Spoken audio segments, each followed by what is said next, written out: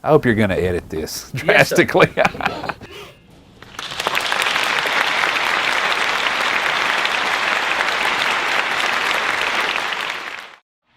it? You need to take that long note all the way until that foot hits the ground. Right now, some people are releasing it just a hair early. It's just, this show is loads of fun, and it connects with everybody who has listened to the radio in the last 40 years.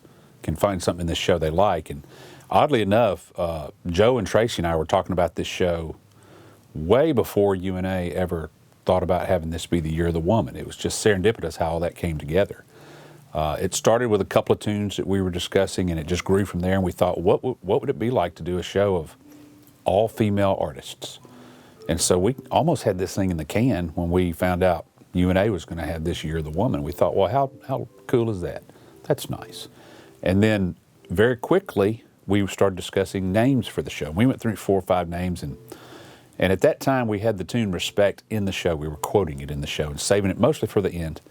And Tracy said, how about just Respect? Because that's, we're kind of toying around that tune. So we thought, yeah, let's do that. That's a perfect idea. And then about a month later, here comes a movie called Respect. We had no idea. And so a lot of things just kind of, the stars aligned, things fell in place. And then we had this show, but it's to me what makes it so incredible and convey to the crowd is the performers. The kids doing it really dug the music. They really had a good time working on it, and they worked extremely hard on it with a lot of adversity. We lost 17 days to rain. And the students kept working at it, and I know they got frustrated and tired. We all did. But they were willing to stay after it. I think they felt like, hey, we've got a really cool product, a special product. Let's do everything we can to get this on the field. And it worked. It was great.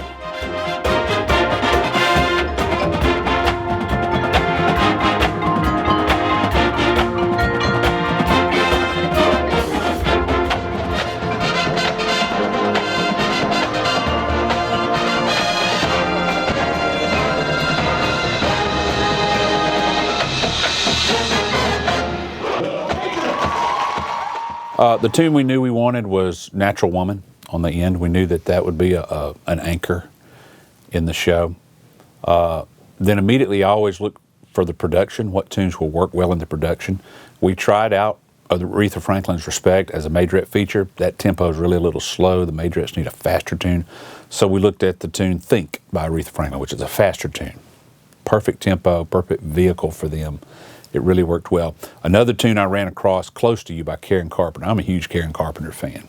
To me, there'd been never another voice like that.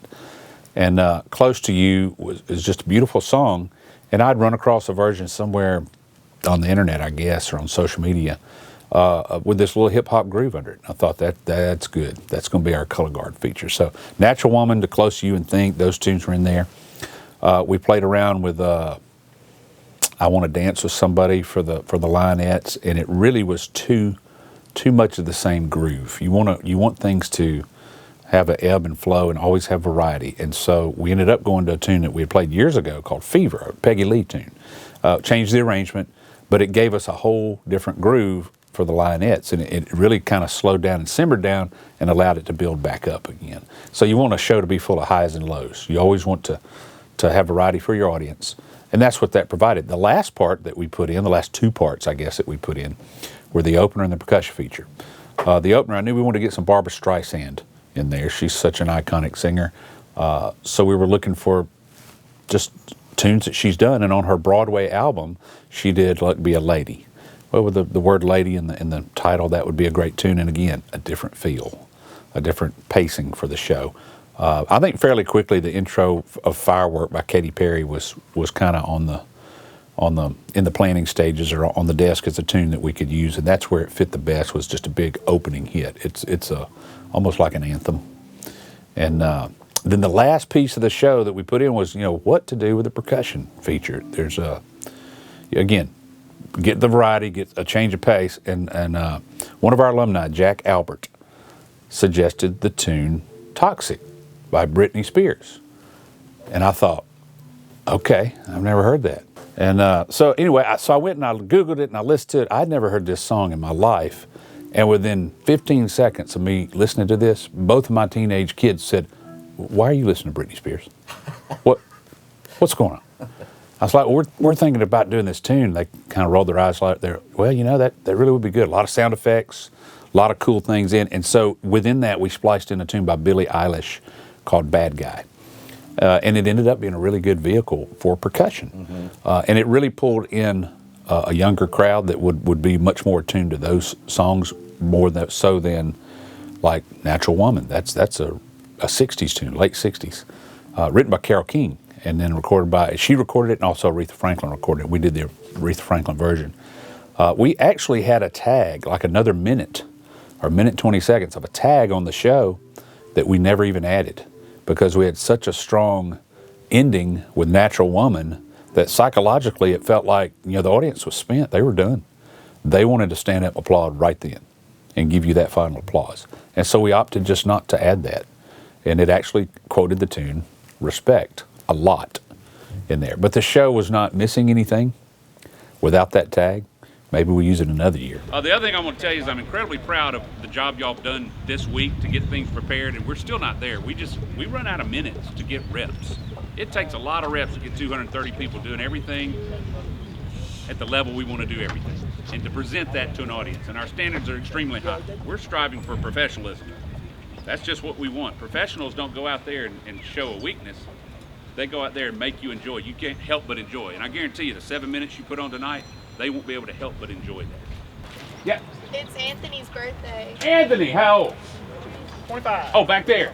Anthony was a quad section leader with us. He's from Sparkman High School and comes back and helps the drum line a lot of days. So we're going to sing it like a quad player.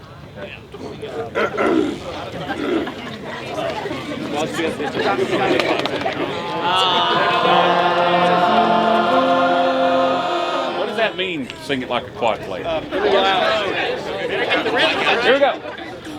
Then we're going to clear out. Jig 2. Oh, 1, 2.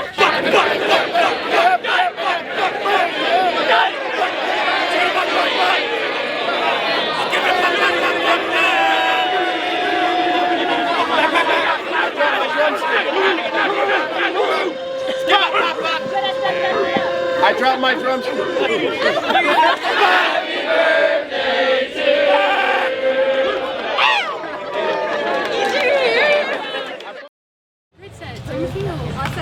saw how we did a special feature today. We came make straight lines.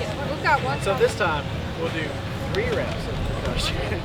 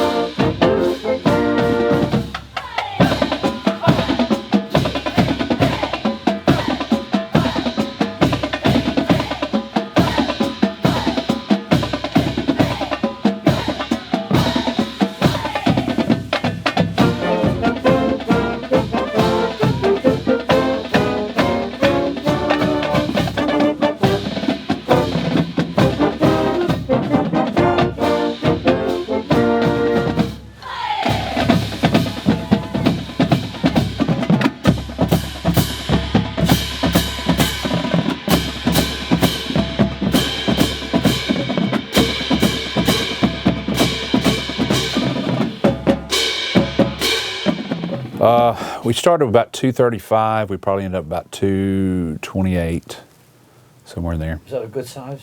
Yeah, it's a very good size. That's probably about where our budget will allow us to be. Without more budget, it's hard to grow a band.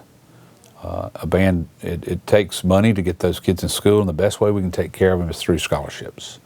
The Band Performance Award program is just the most valuable thing we have. So if they're going to come do what we do, they need some compensation for that to help them go to school.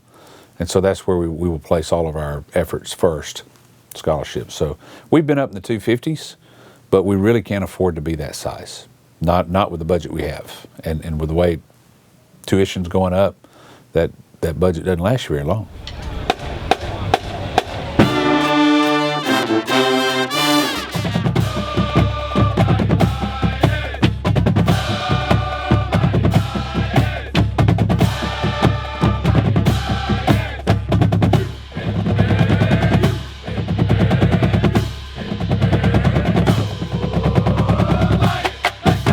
Fortunately, we have a lot of students who they're very intentional with what they do.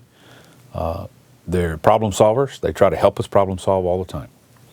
And that's, I always tell people we have the best students on the campus because I believe that. Best thing about the band is people in it. And that part has never changed.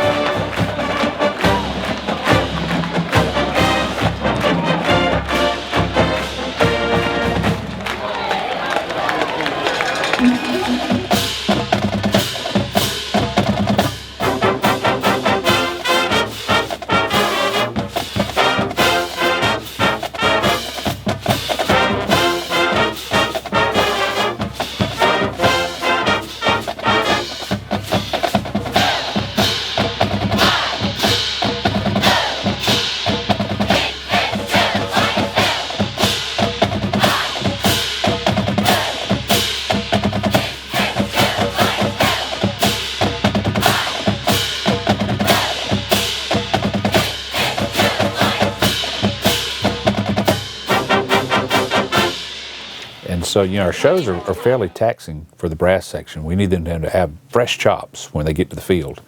And so what we do play, we program in there to make sure we're not going to burn out the brass section.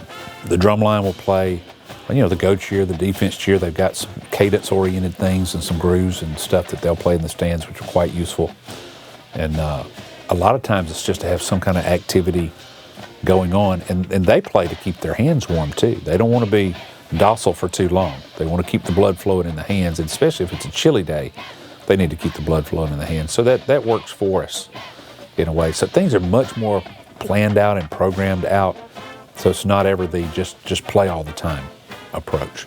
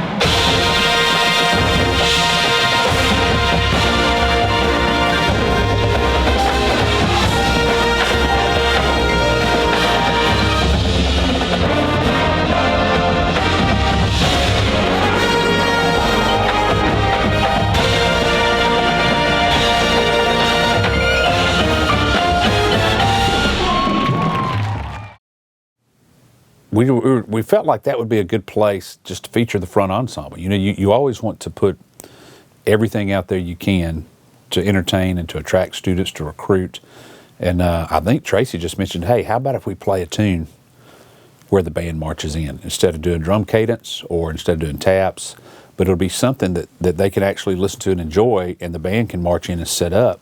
And it's really worked beautifully. Because you will feature that front ensemble in the show, but they don't get ever featured just by themselves as much as with we call it the Come On tune. And this one this year was the Gloria Gaynor tune, I Will Survive. Almost like an anthem, great tune. Mm-hmm. And arranged by one of our students, I believe Alex Baldwin arranged that one. And every year we try to get the students involved in arranging that tune. So they've got some ownership of that, and it featured Matt Mansour on the marimba on the front of it, and then everybody came in. So it's a nice tune that everybody knows, everybody can sing along with, and then by the time they're done, we're just about set up on the field, and so it gives us a great flow to the show.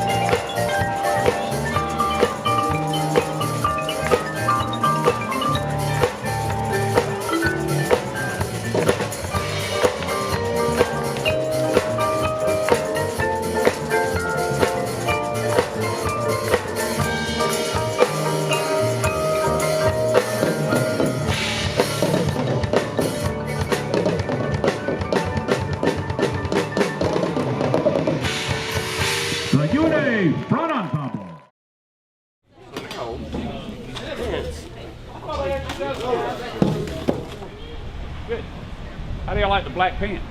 Love it. Look, somebody. Y'all look smart, but looks can be deceiving. All right, remember this in a parade. We need a good warm-up this morning, but in a parade, who's in front of you? Nobody. So you don't kill your chops in a parade. Just play with a nice sound. When you sing, sing like you mean it. Sing it loud and proud and marcato and strong, and when you do the cheer, and it's different in the parade than it is in pregame, right? Slightly different. So let's focus on parade, how we do it in the parade, and then forget all about it. Focus on how we do it on pregame later. So let's just take care of business. Couldn't have a better day. Great. Feels good. But nothing about the last 2 years has been normal, and I think this year is harder than last year when everything was so shut down, but we were operating a band. It was fairly easy to operate a band because we were the only thing doing anything. Yeah. We could set it up and do it like we needed to because nobody would be in our way. Most bands weren't even functioning as bands. They were in the stands playing. This year, everybody's trying to do everything and nobody remembers how to do it. So it's like we're running full throttle. It's like we're learning to ride a bicycle while we're riding a bicycle. And our pants are on fire. I mean, it's all those things just rolled into one, but we managed to pull it off.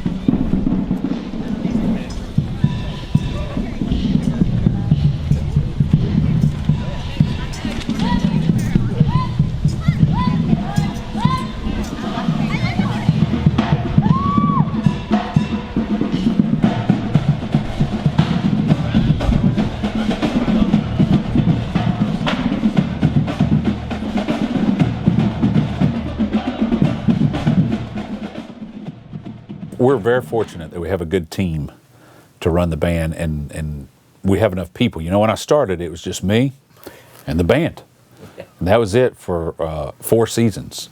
Then I was able to get an assistant in Ian Moyer, and we've been able to build off that. So currently, it's myself and Dr. Wiggins and Dr. Gray, and now we've been able to add Rebecca Tedder as our auxiliary coordinator, just working with those auxiliary girls. So it's really nice to have Dr. Wiggins running the drum line. Dr. Gray runs the brass line or the wind section, and Rebecca runs the auxiliaries. And so then I just run around. And but no, it really is a good system because it allows us all to have certain responsibilities on the field and make those things come together. And they all did a marvelous job.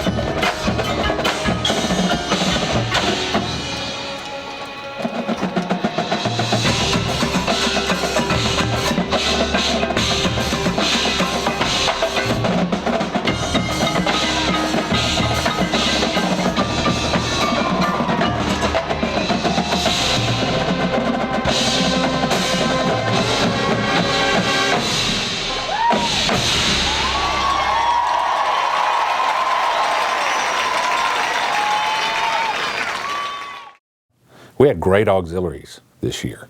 They really functioned well. And color guard, great features, great work. Majorettes, great feature, great work. I mean, a lot of personality in what they were doing. And then, of course, linettes, just top notch. A lot of really cool things in the routines and personality just everywhere. They really sold the show. I'm not certain, but this may be the first time we've ever had just 2 female drum majors. We've had 2 before, but with a guy in the mix, and we'd have 3 drum majors. And I've just never, it's not by design, it was just, that's how that happened this year, but they were outstanding. Ivy Gwynn, who was a senior, marched in the sax section and then in the mellophone line, and then became a drum major last year with Austin and Caitlin, and really learned the ropes, and then moved up to the head drum major spot this year and did an enormous job. Really, really did a fine job. And helping her was Kinley Gibson, who's just a sophomore. Kinley came in and made an impression on everyone immediately as a doer, a person who would problem solve and get things done and do it in short order. And we knew she'd be a great leader, and she was such a big help also. And she and Ivy worked together so well, and that makes everybody's life easier, from directors to every section member and section leader. Everybody has a little better experience because they had strong drum majors. And they did a marvelous job, just very fine people. On the scale of enjoyable, top 5, certainly. Top 5 show. I've enjoyed all of them. I mean, there hadn't been a show we've ever put on the field that I didn't think was just fabulous.